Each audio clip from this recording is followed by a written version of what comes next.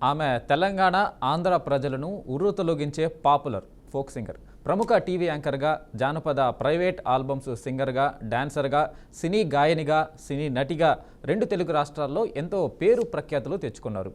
Private సాంగ్స్తో Telugu ప్రజలను ఉర్రూతలూగిస్తూ ఇట్టే కట్టిపడేస్తారు.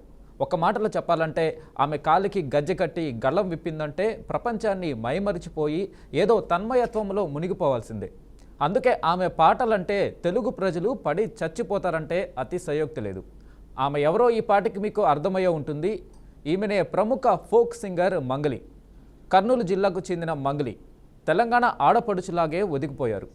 అందుకే 2020లో తెలంగాణ ప్రభుత్వం నుండి ఉత్తమ జానపద కళాకారిణిగా తెలంగాణ రాష్ట్ర విశిష్ట మహిళా పురస్కారం అందుకున్నారు. అంతేకాదు మంగ్లీని తిరుమల తిరుపతి దేవస్థానానికి చెందిన శ్రీ వెంకటేశ్వర భక్తి ఛానల్ సలహాదారుగా 2022 నవంబర్లో గత జగన్ ప్రభుత్వం నియమించింది. అంతేనా, సంగీత నాటక అకాడమీ ఆమెను ఉస్తాద్ బిస్మిల్లా ఖాన్ యువ పురస్కారంతో న్యూఢిల్లీలో జరిగిన ప్రత్యేక కార్యక్రమంలో 2024 నవంబర్ 24న సత్కరించింది.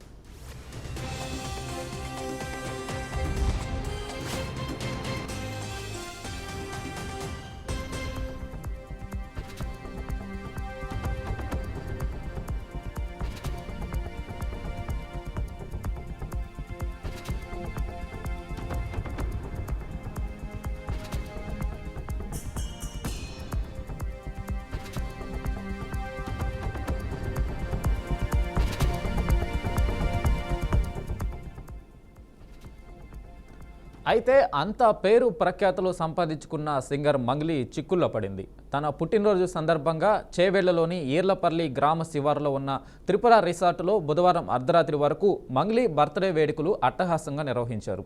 ఈ ఈవెంట్కు 50 మంది హాజరు కాగా అందులో మంగ్లీ కుటుంబ సభ్యులు, సన్నిహితులు, సినిమా ఇండస్ట్రీకి చెందిన వాళ్ళు ఉన్నారు. అయితే ఇక్కడే అసలు ట్విస్టు చోటు చేసుకుంది.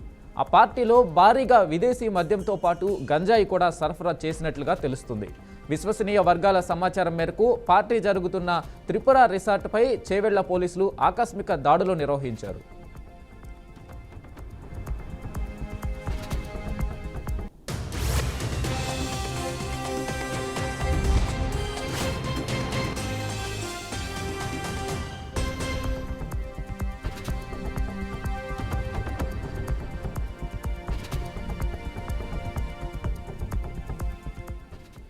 పోలీసులు జరిపిన సోదాల్లో పెద్ద మొత్తంలో గంజాయి ప్యాకెట్లు, ఖరీదైన విదేశీ మద్యం సీసాలు లభ్యమైనట్లు సమాచారం.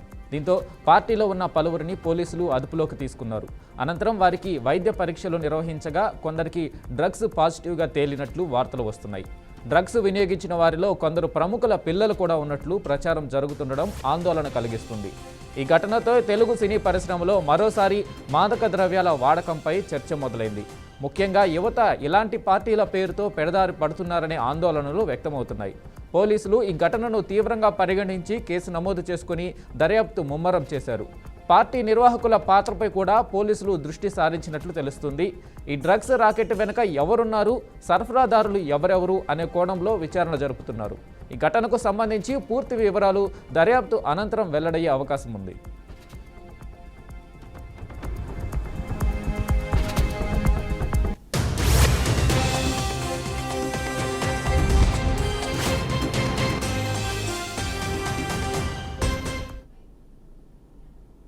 ఇక ఇదే అంశంపై మనతో మాట్లాడడానికి అనలిస్టు డాక్టర్ సత్యనారాయణ గారు ఉన్నారు. సత్యనారాయణ గారు నమస్తే అండి. మళ్ళీ టాలీవుడ్లో డ్రగ్స్ కలకలం, ఏదైతే సింగర్ మంగ్లీ బర్త్డే వేడుకల్లో డ్రగ్స్, గంజాయి పట్టుబడినట్లుగా పోలీసులు సమాచారం ఇచ్చారు. ఏంటి సార్ ఈ డ్రగ్స్కి సంబంధించి ఈ సెలబ్రిటీలు ఎందుకు ఇంతలా డ్రగ్స్ వెనకాల పడుతున్నారు? చేవెళ్ళ త్రిపుర రిసార్ట్స్లో సింగర్ మంచి చిన్న వయసులోనే మంచి సింగర్గా గుర్తింపు పొంది సినిమా రంగంలో కావచ్చు, అటు వివిధ రకాల తెలంగాణ సామాజిక ఉద్యమాలలో మంచి పేరు ప్రఖ్యాతి ఉన్నటువంటి మంగ్లీ బర్త్డే వేడుకలు నిర్వహిస్తూ నిన్న రాత్రి 2 గంటల ప్రాంతంలో రేవ్ పార్టీకి సంబంధించినటువంటి దాంట్లో పాల్గొన్న ఆ వ్యక్తులు పరీక్షలు చేస్తే కొంత డ్రగ్స్ స్వీకరించినట్టుగా, గంజాయి స్వీకరించినట్టుగా వార్తలు వస్తున్నాయి. మీద కేసు కూడా రిసార్ట్ అనుమతి లేకుండా, రేవ్ పార్టీ అనుమతి లేకుండా వాళ్ళకు ప్రవేశం కల్పించడం, వారి మీద కేసు నమోదు చేసినట్టుగా వార్తలు వస్తా ఉన్నాయి. సో వాస్తవంగా ఈ అంటే ఈ విధంగా జరగడం దురదృష్టకరం. ఎందుకంటే ఈ సినిమా ఇండస్ట్రీ కావచ్చు, పారిశ్రామికవేత్తలు కావచ్చు, ఈ రేవ్ పార్టీలు వేయడం అనేది ఇప్పుడు ఒక ఫ్యాషన్ గా మారింది. సరే, సాధారణంగా మద్యం ఇదంతా కూడా సాధారణంగా ఆల్కహాలిక్ కాక్టైల్ పార్టీస్ అని పెడతారు.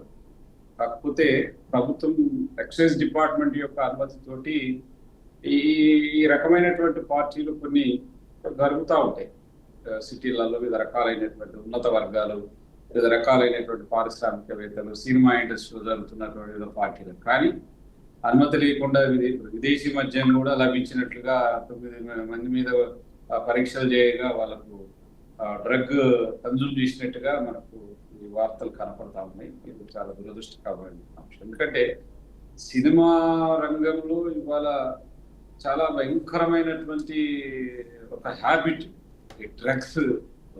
ఓ పక్కేమో డ్రగ్ ను కంట్రోల్ చేసేందుకు ప్రభుత్వాలు ప్రయత్నం చేస్తున్నాయి. నార్కోటిక్ డ్రగ్స్ ఇవన్నీ కూడా పోలీసులు, ప్రభుత్వ యంత్రాంగము సపరేట్ గా నిరంతర ప్రయత్నం చేస్తా ఉన్నారు. వాటి వ్యాపారం కూడా యథేచ్ఛగా కొనసాగు.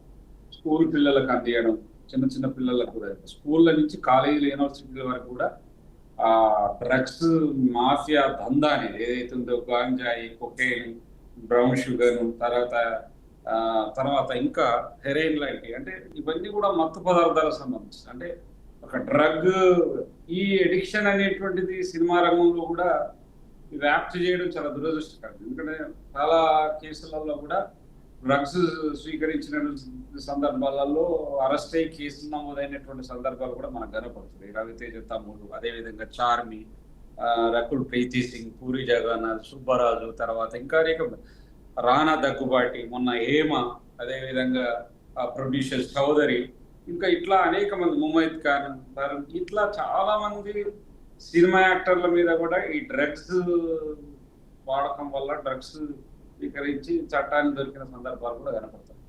అంటే మరి వాస్తవంగా ఆ రిసార్ట్ లో జరిగినటువంటి ఒక బర్త్డే వేడుకలు అనేటువంటివి అవి ఒక సాంప్రదాయకంగా జరుపుకుంటే బాగుండేది. ఇది చాలా శోచనీయం నిజంగా కూడా. ఎందుకంటే ఆమె మంచి మంగ్లీకి ఒక మంచి పేరు పెట్టారు, మంచి సింగర్ గా. తెలంగాణ ఉద్యమంలో కూడా అద్భుతమైనటువంటి పాటలు పాడినటువంటి మంగ్లీకి సినిమా రంగంలో కావచ్చు, సమాజ పరంగా కావచ్చు, వివిధ ఉద్యమాలలో ఆమెకు ఒక అరుదైనటువంటి మంచి గుర్తింపు కూడా లభించింది. ఆధ్యాత్మిక చింతనలో కూడా మీరు చెప్పినట్టుగా తిరుమల తిరుపతి దేవస్థానానికి కల్చరల్. అయితే సార్ సత్యనారాయణ గారు, ఎన్ని రైడ్స్ జరిగినా, ఎన్ని రేవ్ పార్టీలకు సంబంధించి డ్రగ్స్ పట్టుబడుతున్నాయి, పోలీసులు రైడ్లు చేస్తున్నారు, ప్రభుత్వం సీరియస్గా డ్రగ్స్ మీద చర్యలు తీసుకుంటా ఉంది. అయినా కానీ డ్రగ్స్ ఎక్కడి నుంచి వస్తున్నాయి, వాళ్ళు ఎవరు సరఫరా చేస్తున్నారు, ఈ మాఫియాని ఎందుకు అరికట్టలేకపోతా ఉన్నారు? ఇది ఒక మాఫియా అండి. ఎందుకంటే ఇవాళ భారతదేశంలో ప్రధానమైన పట్టణాలలో ఇవాళ గోవా కేంద్రంగా, ఢిల్లీ కేంద్రంగా, బెంగళూరు కేంద్రంగా, హైదరాబాద్ కేంద్రంగా డ్రగ్స్ మాఫియా ఈ ఆఫ్రికన్ కాంటినెంట్ నుంచి, ఎందుకంటే అక్కడ మన దగ్గర వ్యవసాయ రంగంలో వరి, గోధుమ ఎట్లా పండిస్తారు, కాయగూరలు ఎట్లా కట్టారు, అట్లా చాలా ఆఫ్రికన్ దేశాలలో అన్ని కూడా ఈ డ్రగ్స్ కు సంబంధించినటువంటి కొకైన్, హెరాయిన్ సంబంధించినటువంటి పంటలు పండించేటువంటి అది ఎక్స్పోర్ట్ గారు. అంటే భారతదేశం లాంటి దేశాలకు ఎక్స్పోర్ట్ అయ్యి ఇక్కడ వాళ్ళు చాలా ఆఫ్రికన్ సంబంధించినటువంటి వాళ్ళు చాలా చిన్న చిన్న దేశాలకు సంబంధించిన డ్రగ్స్ మాఫియా అంతా కూడా ఇక్కడ వివిధ రకాలైనటువంటి సంబంధాలు పెట్టుకుని సినిమా రంగంలో కావచ్చు, వాటి పారిశ్రామికవేత్తల ద్వారా అదొక హ్యాబిట్ గా మారిపోయింది. గతంలో ఎక్కడో అక్కడ చాలా రేర్ కేసెస్ నమోదు అవుతా ఉన్నాయి డ్రగ్స్ కన్సంప్షన్.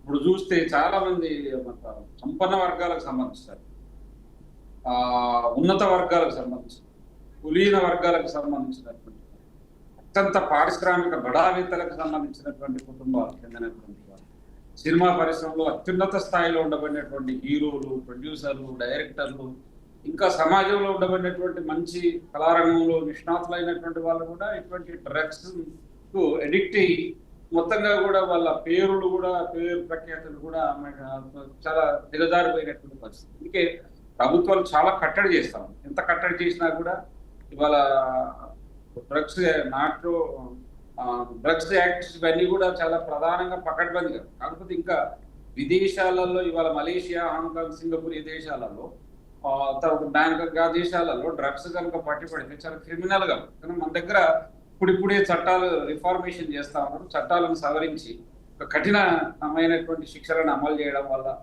ముఖ్యంగా ఏంటంటే అది ఆ డ్రగ్ సరఫరాని ఎక్కడి నుంచి అయితే ప్రారంభమవుతుంది ఆ ప్రారంభమవుతున్నటువంటి దాని మీద నిఘాను పెట్టవలసినటువంటి అవసరం. ఎందుకంటే ఇవాళ చాలా బాధ అనిపిస్తుంది. ఏంటంటే చిన్న చిన్న స్కూళ్ళల్లో కూడా ఈ గాంజాయి స్మగ్లింగ్ జరుగుతాం.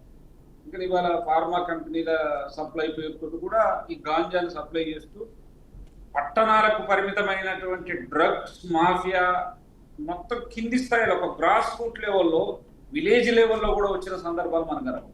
అందుకే ఇవాళ రిసార్ట్లలో ఉన్నతులే కాదు, చాలా మంది కూడా బలవుతారు. దీని విషయంలో చాలా ప్రభుత్వం కూడా ఒక ప్రత్యేకమైనటువంటి కమిషన్ వేయాలా, ఆ చట్టాల పట్ల అవగాహన కల్పించాలా, డ్రగ్స్ సరఫరాను నియంత్రించేందుకు ఒక ప్రత్యేకమైనటువంటి వ్యవస్థ ఉన్నప్పటికీ కూడా ఇంకా బలోపేతం చేసినటువంటి ప్రజల్లో అవగాహన కల్పించాలి, విద్యార్థుల అవగాహన కల్పించాలి.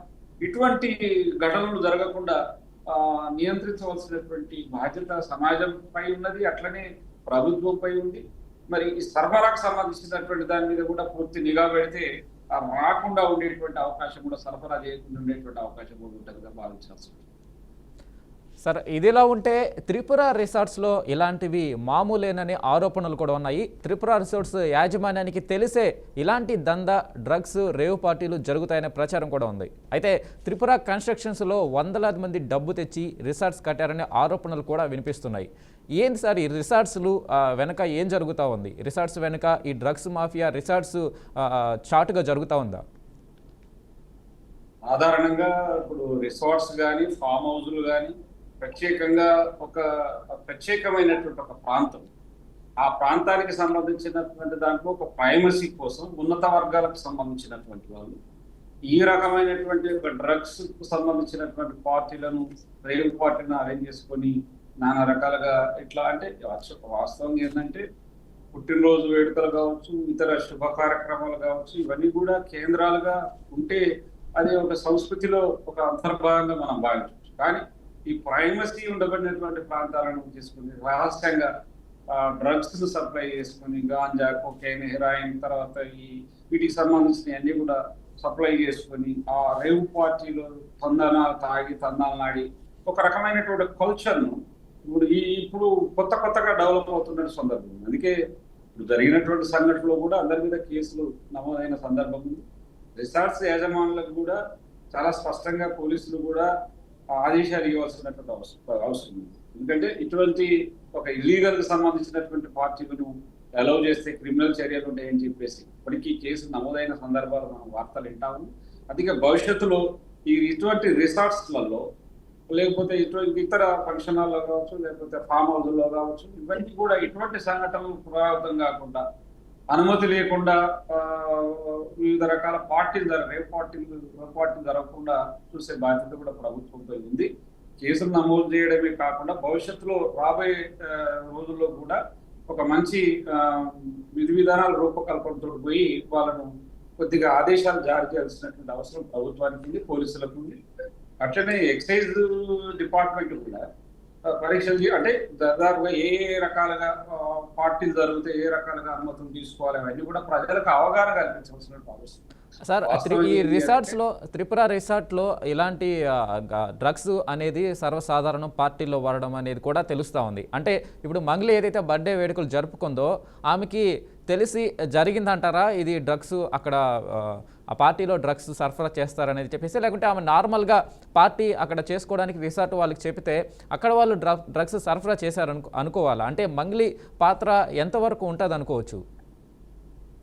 ఉన్నత వర్గాలు కావచ్చు, సినిమా ఇండస్ట్రీ కావచ్చు, ఇతర సంపన్న వర్గాలకు సంబంధించిన రేవ్ పార్టీలు జరిగితే వాస్తవంగా ఏంటంటే ఇది ఒక రహస్యంగా, ఇది వాస్తవంగా మరి అది జరిగిందా జరగలేదనేది అది పోలీసుల యొక్క పరిశోధన ద్వారా వాళ్ళ ద్వారా తెలిసేటువంటి. కానీ అక్కడ పాజిటివ్ వచ్చింది సార్, చాలా మందికి పాజిటివ్ నిర్ధారణ అయింది. అక్కడ పార్టీలో పాల్గొన్న చాలా మంది రాజకీయ నాయకుల ఏదైతే కుమారులు కూడా ఉన్నారు, వారికి కూడా పిల్లలు. పాజిటివ్ రావడం జరిగింది పిల్లలు.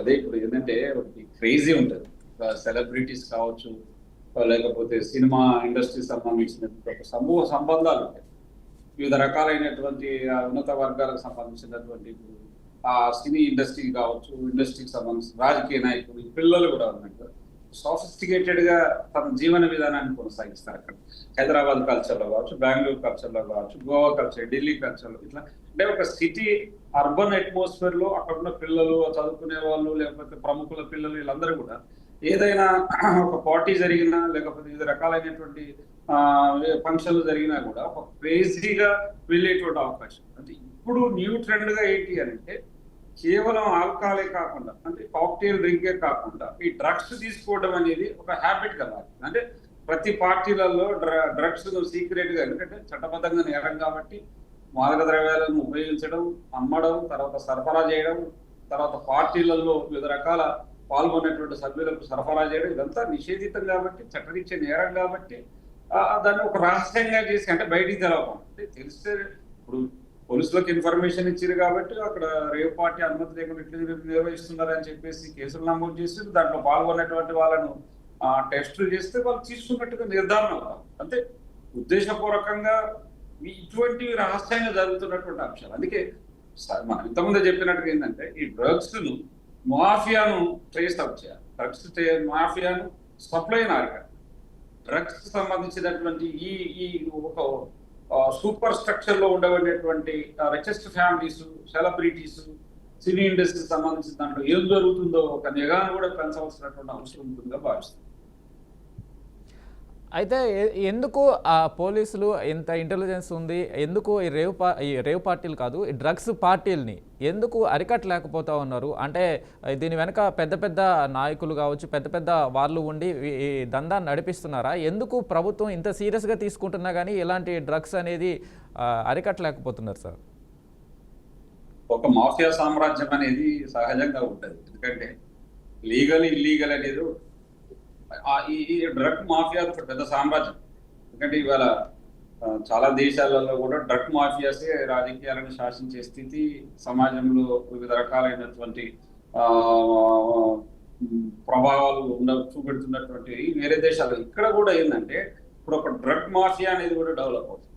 దానికి చాలా నానా రకాలుగా కారణాలు కావచ్చు అవన్నీ కూడా. ఎందుకంటే ఒకటి, తీసుకునేందుకు ఇంట్రెస్ట్ ఉండే అవసరం ఉన్నటువంటిది కాబట్టి ఆ డ్రగ్ రహస్యంగా మార్కెట్లోకి తీసుకొచ్చి రహస్యంగా అమ్ముకునేటువంటి పరిస్థితి కనపడదు. అందుకే ఈ డ్రగ్ అనేటువంటిది మొత్తం ఈ మాదక ద్రవ్యాలు అనేటువంటిది సరఫరా కాకుండా నియంత్రించవలసినటువంటి బాధ్యత ప్రజల్లో ఉంది, ప్రభుత్వంపై ఉంది. ప్రజల్లో కూడా ఒక చైతన్యం రావాలి. ఎందుకంటే ఆ మత్తుకు సంబంధించినటువంటి ఆ మత్తులో పోయి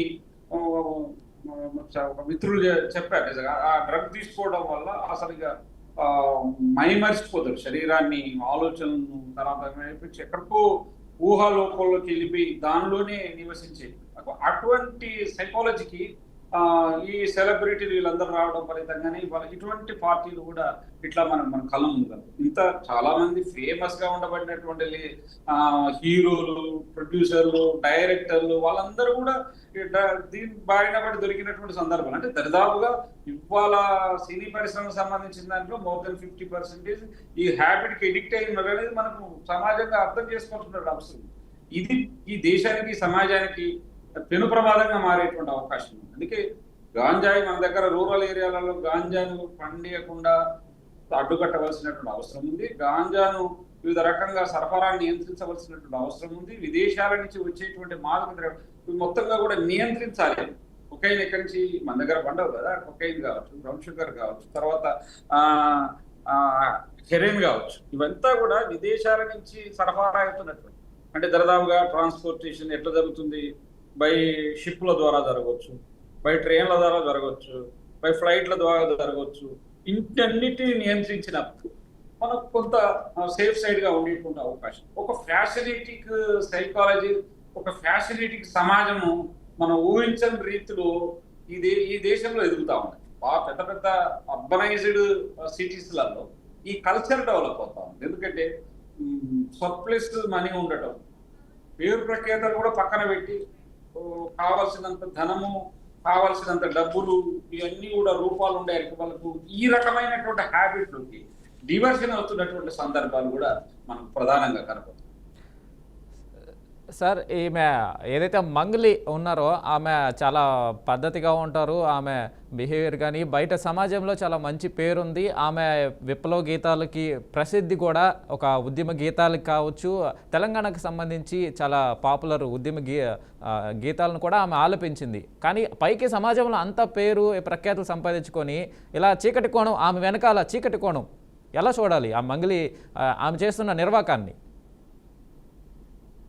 ఇది ఏమవుతుందంటే ఒక వ్యక్తి యొక్క వ్యక్తిత్వం కావచ్చు, తన స్థాయి కావచ్చు, తన గౌరవం కావచ్చు, తను ఉండబడినటువంటి హోదా కావచ్చు, కానీ ఈ సమాజంలో ఉండబడినటువంటి వివిధ రకాల ప్రభావాలు, ఈ ప్రభావాలకు లోని ఆలోచనలు మారేటువంటి ఈ పార్టీలో ఇది నిజంగా జరిగిందా, ఇది నిజంగా ఈ మాదక ద్రవ్యాలను ఉపయోగించారనేది పోలీసులు తర్వాత వాళ్ళ యొక్క ఇన్వెస్టిగేషన్ తర్వాత తేలేటువంటి అంశం. కానీ నేను అనేది నాకు చాలా మంది ఉన్నతమైనటువంటి మంగ్లీ లాంటి వాళ్ళు చాలా అద్భుతమైనటువంటి సెలబ్రిటీ, అద్భుతమైన సింగరు, వాళ్ళు నానా రకాలుగా ఒక మంచి స్థాయికి ఎదిగినటువంటి వాళ్ళు ఈ రకంగా అంటే తన పార్టీ విషెస్ కానీ పార్టీ చేసుకుంటే తన ఉన్నతులు అన్ని కూడా కొంత పరిమితులకు ఆలోచించవలసినటువంటి అవసరం. అంటే ఓ పక్క వివిధ రకాలుగా రేవ్ పార్టీల మీద పోలీసులు దాడి చేసి అరెస్ట్ చేస్తున్న నేపథ్యము వార్తలు వస్తుంటాయి. వివిధ రకాల వ్యక్తులు సెలబ్రిటీలు అరెస్ట్ అవుతున్న నేపథ్యంలో కూడా ఇట్లా ఒక మంగ్లీ లాంటి వాళ్ళు ఇట్లా కొంత సప్లై చేసుకుంటూ అటువంటి పార్టీలను అరేంజ్ చేసుకోవడం నిజంగా బాధపడేటువంటి విషయం. ఇటువంటి జరగకుండా మిగతా సెలబ్రిటీలు కావచ్చు, ఇంకా ఇతర ఉన్నతులు కావచ్చు, వివిధ సినిమా రంగం కావచ్చు, ఇతర రంగాలు కూడా జాగ్రత్త పడాల్సిన అవసరం. ఈ ప్రభావాలకు లోనవుతుంది. ఎందుకంటే ఈ హ్యాబిట్ అనేది ఒకరి నుంచి ఒకరికి, ఒక సమూహం నుంచి ఇంకో సమూహానికి, ఒక ప్రాంతం నుంచి ఇంకొక ప్రాంతానికి అడాప్ట్ అయ్యేటువంటి కల్చర్. ఈ అడాప్షన్ కల్చర్ ను మానుకోవాల్సిన అవసరం. ఎందుకంటే యూరోప్ కంట్రీలో ఉండబడినటువంటి హ్యాబిటేషన్ ఇలా ఇండియాకు వచ్చింది. ఇండియా నుంచి పట్టణాల నుంచి వివిధ రకాల కిందికి దిగుతున్న సందర్భం కూడా కనపడుతుంది. చాలా చిన్న చిన్న పిల్లలు, విద్యార్థులు బాత్రూమ్లు, కొకైన్లు, తర్వాత హెరాయిన్లు, గంజాయిస్ స్వీకరించి కాలేజీలలో, స్కూళ్ళల్లో వాడుతున్న సందర్భాలు ఇది చాలా దారుణమైనటువంటి వాళ్ళు దీన్ని ఒక వ్యాపారంగా మలుచుకొని ఒక మాఫియా సామ్రాజ్యం ఈ భారతదేశంలో వివిధ నగరాల్లో విస్తృతపడతారు. దాన్ని నియంత్రించవలసినటువంటి అవసరం. రైట్. థ్యాంక్ యూ సత్యనారాయణ గారు, మీ విశ్లేషణ అందించినందుకు.